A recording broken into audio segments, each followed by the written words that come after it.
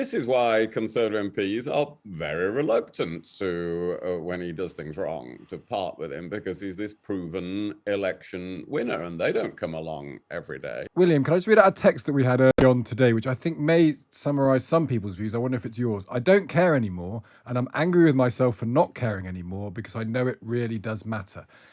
Does this photo change anything either politically or ethically or emotionally for you, William Hague?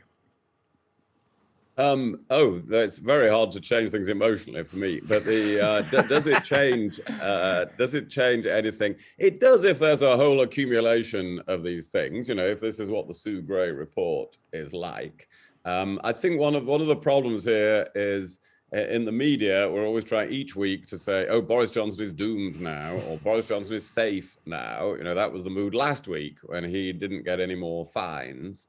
Then we're about to go into a period probably when Sue Gray finally arrives with photos like this, where we say, oh, now he's doomed.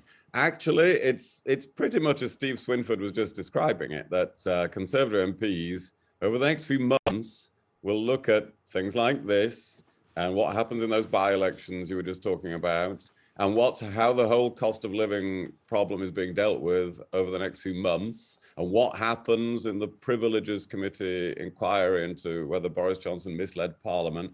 And they'll take all that into account and have a cool, hard look at themselves in a few months' time and say, are we going to win the next election or not? And do we have to do something about the leadership? So it's just one component in all of that for them and for me as well. Do you think there is a moment where this will come crashing down? This is the question, I suppose, that I know everyone's obsessed with, as you say, saying, is he doomed or not doomed? But there's a feeling that, as Hugo implies, that there's something very different about it. There's always been something slightly different about him to other political figures. Oh, there is definitely something different about him. He does absolutely have that skill that Hugo Rifkin is writing about today. And he's one thing, you know, he was elected twice as a Conservative as mayor of London in what is essentially a Labour city overall. And he won that huge victory at the last general election. And this is why Conservative MPs are very reluctant to, when he does things wrong, to part with him, because he's this proven election winner and they don't come along every day.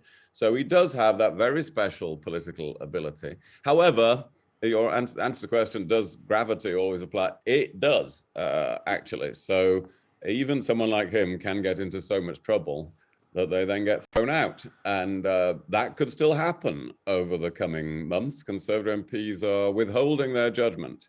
But certainly the Sue Gray report is going to be is going to be a major event. And any idea he or anybody could have talked her out of publishing it. Well, have they met Sue Gray? I mean, this is somebody who is really determined, really objective, has very high standards, and she certainly wouldn't be talked out of it.